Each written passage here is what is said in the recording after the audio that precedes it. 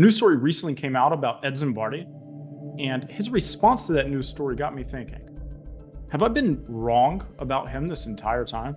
According to Ed, everything that I've said and everything that the news story says is all lies, it's all made up, and it's all wrong. And I realize that I've ridiculed anyone that's been promoting any of Ed's programs. So I just want to say, from the bottom of my heart, I'd just like to take this chance to apologize. To absolutely nobody! What's up, everyone? Brandon here from Ponzi Patrol. Welcome back to the channel. What I'm going to do today is go through the news story that just came out about Ed Zimbardi and share my thoughts on it. Then I'm going to give an update on the crypto program, or AMS, or AMSYS, or ad media spin, or whatever these people call it these days. Make sure you stick to the end to see proof that this is actually a scam. Now to a Channel 2 Action News investigation. Jilted investors claim a Georgia man is behind an international scheme raking in millions. That man says he's simply a savvy investor sharing those opportunities with others.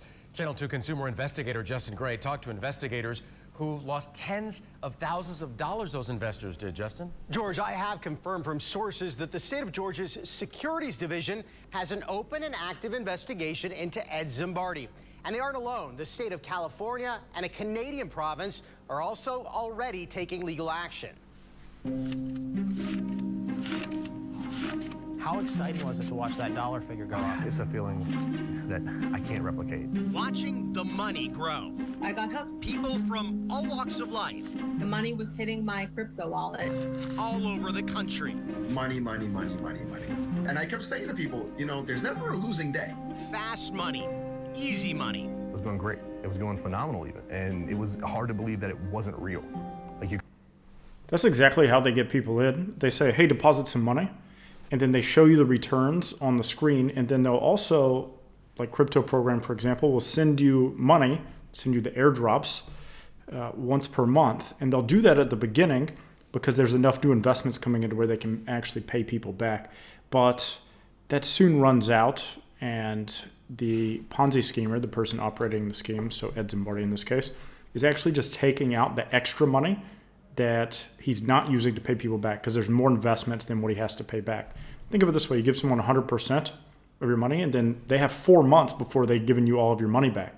So if they have 4 months before they've given you your money back, now if they get new investors coming in, they can pay you for 6 months maybe, or 8 months. So in Ed's case, it's about a year for this Ponzi scheme, but that's how they get you.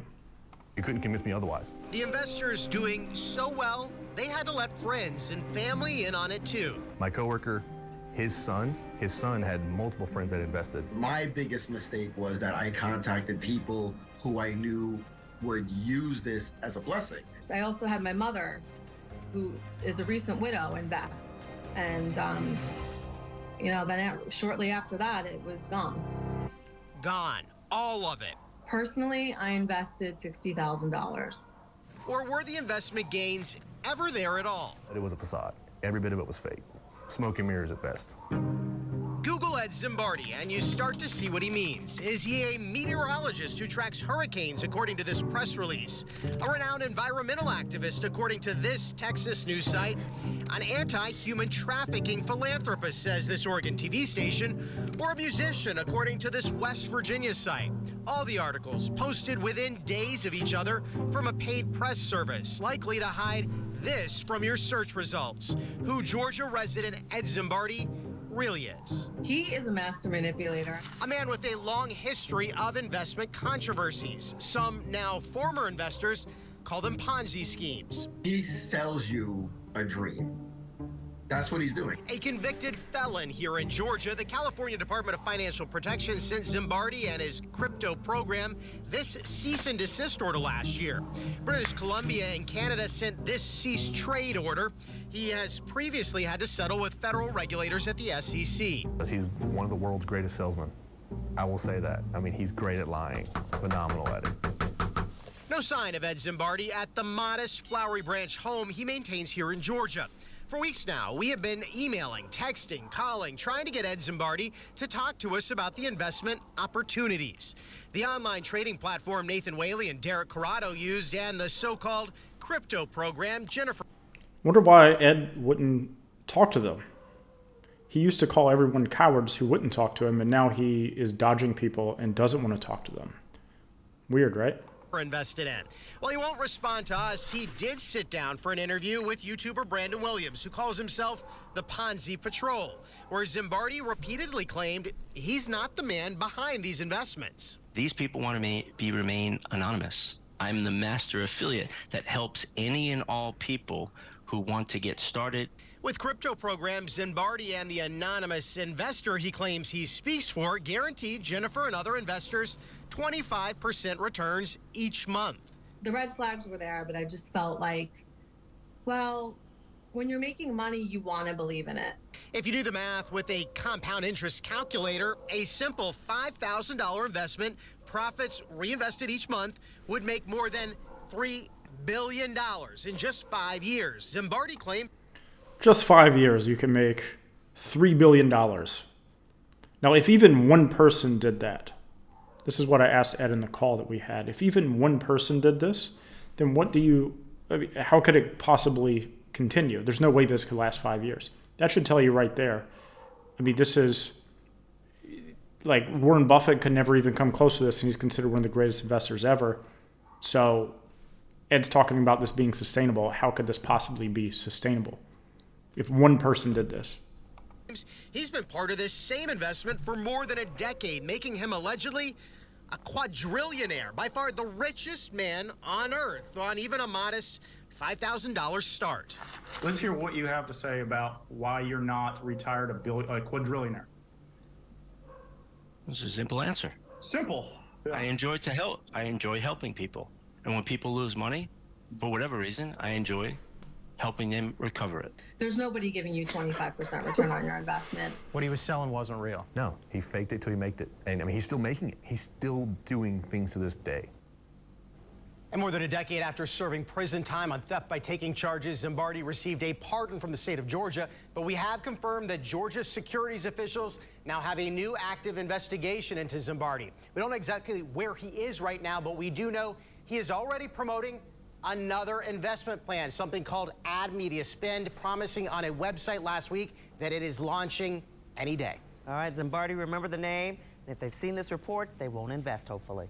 We'll see. All right, Justin, thanks. So Ad Media Spend is just a continuation of CryptoProgram, but it's not coming back. Ponzi schemes don't ever come back. If they do something what Wappy just did, where they do selective payments to a few people, but they definitely won't allow everyone to cash out. Ponzi schemes can't allow you to cash out. The money's already gone. They've already taken it out of the system. And the money that's owed right now is way more than they could actually give out. Either way, it's great to see some news coverage, and I think that Justin Gray did a great job showcasing this to the general public who doesn't know anything about it. Now let's take a look at 4 or 5 different social media things, some on Telegram, some on Facebook, that I've come across that I want to show you. They're quite interesting. First up, what we're going to talk about is a post by Ed's ex-wife that I stumbled upon today. So whenever I was searching through Facebook for Ed here to see if I could find what he said about this, I came across this post by his ex-wife, which is Brenda Zimbardi. I'm not going to read all this to you. I'm going to scroll through it and let you take a look at it. But she said that people were reaching out to her. I'll tell you the gist of it. She said people were reaching out to her about her ex. He's being accused of a multi-million-dollar Ponzi scheme. There was a news story. She said that she started figuring this out at the end of 2013. They were married for 16 years. She thought she found a single infidelity, but she actually found hundreds of infidelities. So imagine that, Ed doing something behind people's back. Now, I can't verify this. I don't know. I don't want to reach out and try to verify this myself, but she's saying this publicly, and it must be true if she's saying it publicly. Now, she also found some disturbing business activities behind her back. I won't read all of it. You can read some of this. Now, something else that I found, she left him in 2018. She says that she is scared of him. She says, yes, she's scared of him. She has reason to be scared of him. She is scared of someone who has no boundaries and takes no responsibilities for their actions. And I must admit, I'm a little bit worried myself because Ed, Scott Morris, and a few other people were trying to find me. They were doxing me and sharing my phone number, my email address, and my address, and my actual address, not like a business address, P.O. box type thing. They were sharing my actual address where I used to live. So it's where I grew up. But what if they knew where I actually lived? In fact, I think Ed probably does know where I was living at. And I think that that was a cover for, if something happened to me, that he could say, oh no, I said I didn't know where he lived. This was his last address. But I know that he is tied in with people who do cybersecurity programming and hacking. I know that he's tied in with those people like Victor Maki and Gert Kaj. I don't know if they actually do hacking and those kind of things, but I know that they're programmers and have a background in it. I know they can get around VPN. So I was a little bit worried myself. So I understand where she's coming from, and it's his ex-wife here saying this.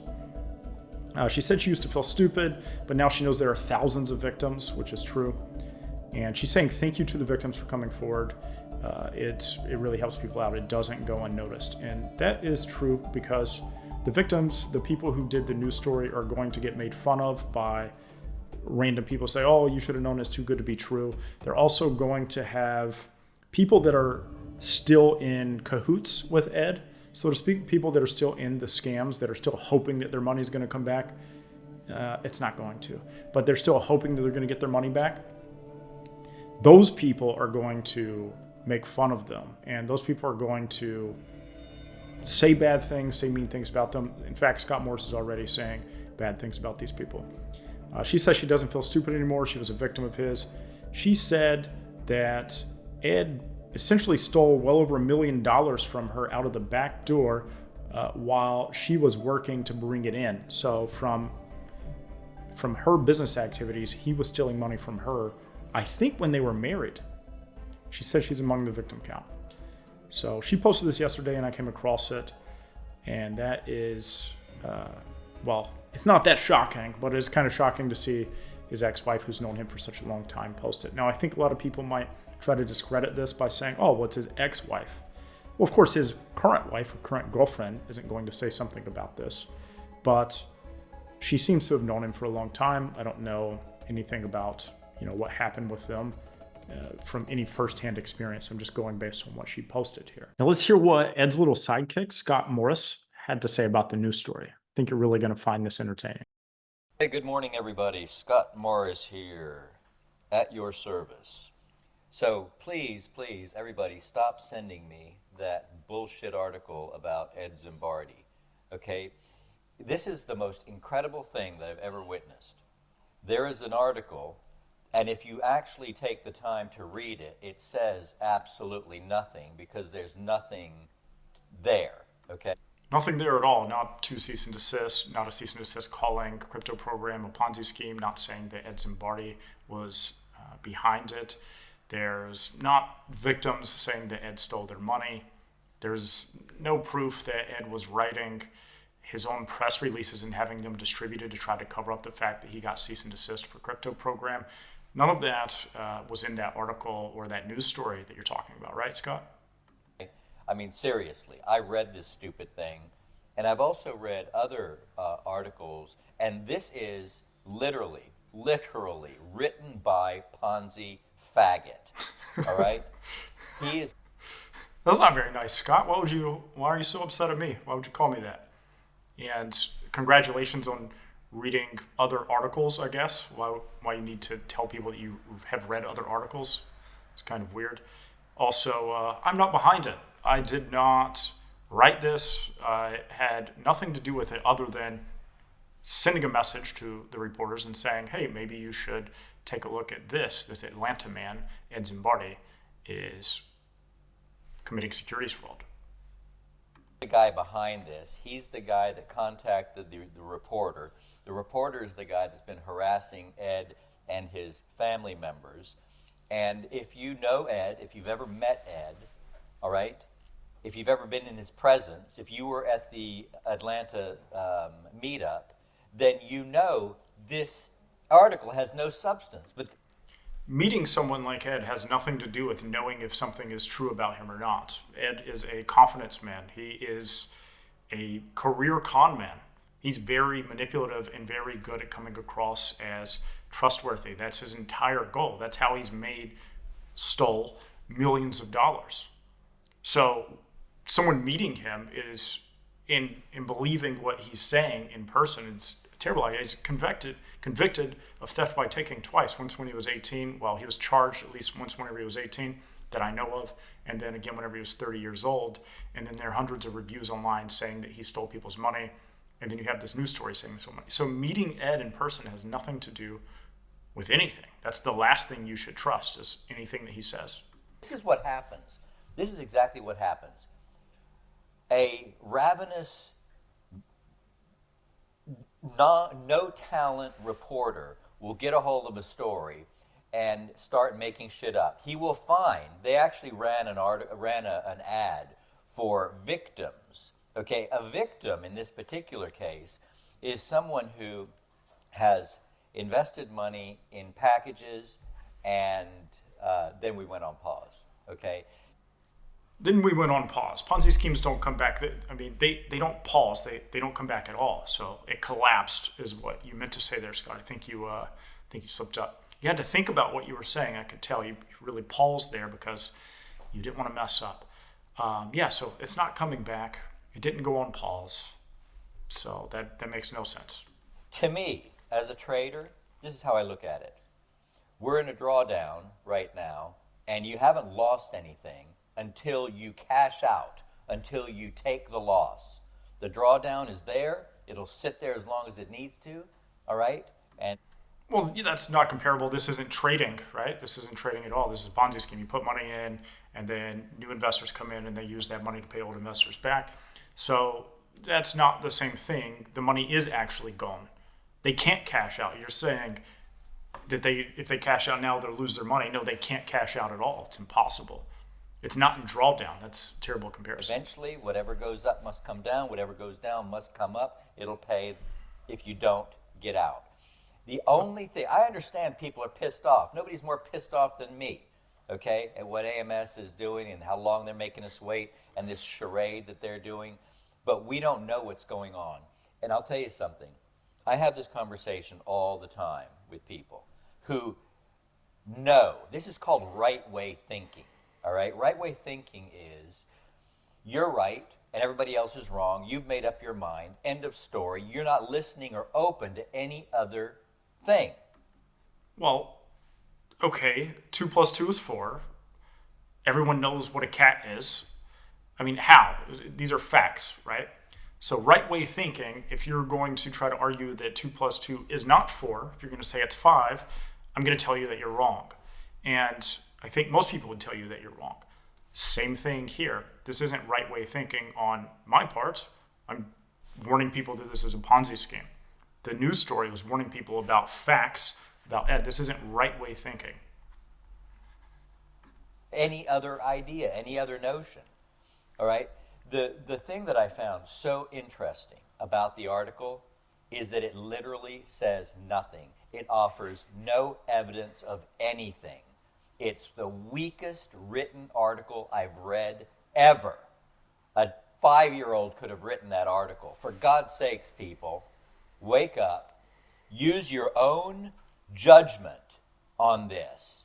Yes. Everyone use your own judgment on if CryptoProgram is a Ponzi scheme and if Ed Zimbardi stole your money or not. Definitely use your own judgment. Do not listen to those made-up stories that Ed and Scott are telling people, like there are new owners or there was fraud in the system, so we had to shut it down for 5 months, even though it was only going to should only take 3 days to do, 1 day to do a security update if you have competent developers. And if you're making billions of dollars, like they say, it would be very easy to pay someone $100,000 to fix it in 1 day, right?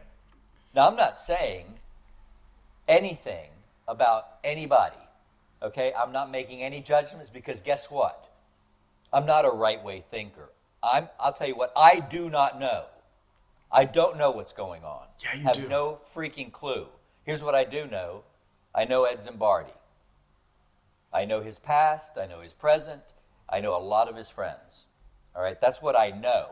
And I can base my judgment on what I know. I can't base my judgment on what I don't know just because I'm pissed off. So let's stop being pissed off. Let's continue to be patient with AMS as they go through or make us jump through all these freaking hoops, all right? All these freaking ridiculous hoops. That's all we can do because we don't know anything. Now, when we know something, you guys know me. When we know something, if somebody did something wrong, I'll be the first one up their ass, okay? And you know that's true. So everybody relax and stop sending me that bullshit article. I've had 16 people send me that article. Have you seen this yet? Yeah, I've seen it. I knew about it long before you did. Okay. Wow, your voice got a little squeaky there, Scott. That's really good acting, actually. It's hilarious that if anyone follows Scott Morris or is in his Telegram group, he always gets angry and says what other people are thinking, and he puts on an act to get people to say, yeah, that's what I'm thinking. And it makes him seem like he's real and realistic. But in reality, what he's doing, he's saying that, and then later he'll come back and he'll say, oh, you know what, actually, I may have spoke too soon. I talked to Ed, and here's this long made-up story about how I was wrong. So maybe we should need to be more patient, give them the benefit of the doubt. So Scott knows what's going on. Scott's putting on an act. Scott plays Ponzi schemes all the time. He even openly admits that he plays Ponzi schemes. So how would he not know that this is a Ponzi scheme when it has literally all the exact same signs? The reason why he doesn't know is because he'd be subject to clawbacks because he made millions of dollars, and he's friends with Ed Zimbardi, and Ed Zimbardi, it seems, has taken him under his wing so that he can help make Scott rich with stolen money as well. Now, last screenshot we're going to take a look at. Let's see what Thomas, who is financially motivated by this program coming back, might I add, has to say. Was I wrong about Ed and CryptoProgram this entire time? Have I really shown no proof, as all of these people claim? Is there no substantial proof anywhere that this is a Ponzi scheme or a scam? Let's check out a few different things here. First, a cease and desist from British Columbia in Canada. This is a cease and desist for fraud, and it's directed to Ed Zimbardi and to CryptoProgram, AMSYS, any of the above. Then we have a cease and desist from the state of California, and this one is significant. This one goes into a lot more detail, and they actually call it a Ponzi scheme. Yes, they called it a Ponzi scheme in the cease and desist. Governments don't call these things Ponzi schemes without it being a Ponzi scheme. They have tracked the money. They tracked the funds as they were deposited, followed them through the blockchain, and saw them come straight back out into payments for the earlier investors. I just want to make it clear that a government would never say this unless they had 100% proof that it's a Ponzi scheme. Plus, the governments have tools where they can track the blockchain, and they have subpoena powers to know who is on the other end and receiving the money. So if you cash out to something like Coinbase, where you're KYC'd, then they can see who actually owns that. They can also get bank account information. And yes, even if it's set up in shell companies in foreign countries, a lot of times private investigators that have connections can find out who owns these. So what I've done is I've just given more proof by sharing these two cease and desist for fraud, and one of them was calling it a Ponzi scheme. That's more evidence than what Ed or Scott Morris has ever given for anything they've ever said. The only thing that they have are stories. So I would encourage anyone to send me proof, actual proof, that this is real, not just made up stories. I'll wait. And no, I know that no one's going to send me anything because they can't. All they have is a made up story by Ed. So here's some more proof, and this is a little bit more circumstantial, but not too much. It's like a 1 in trillion chance that I would have gotten this right. I called the collapse of CryptoProgram within 1 week or 2 months of it collapsing, depending on how you define a collapse. And as David Chappelle said, or Chappell, hopefully it's Chappelle, as he said, I was 100% correct in calling the collapse of CryptoProgram. People in CryptoProgram started saying they were missing payments the week after the marketing event in Atlanta. And as I said, it was just a hype event to get more people to start depositing, and then they stopped paying people out. And it officially and fully collapsed on August, I believe it was 18th, 2023. And that's less than 2 months after the the marketing event. If I didn't know that it was a Ponzi scheme, how could Binance stuff predict it as well? He made videos saying that this was a scam and it was going to collapse too. Now imagine if someone said that Apple was going to collapse after their next marketing event. What do you think the odds of that would be? 1 in a trillion? 0% chance that they collapse after their next marketing event? So how was I able to predict this within 2 months? How does that work? It's because it's a Ponzi scheme. And I was tracking the blockchain. It's just math. This is how these things work. And if you need any more proof that this is a scam, then where's the money? This was supposed to start back up within 90 to 120 days. That was December 18th, 2023. Where's the money? It is currently February 2nd. So yeah, they rescheduled the launch for January 26th, and now we're 6-7 days later. Where's the money? Most people still can't even log in. A lot of people still can't log in. Quick hint, this isn't going to come back. Anyone that thinks that this is coming back is purely delusional, and maybe you should go back and watch some of the videos that I made. Check out the cease and desist that were put out and quit believing the made up stories that Ed and Scott are telling people about their new owners, their anonymous owners. This is going to come back.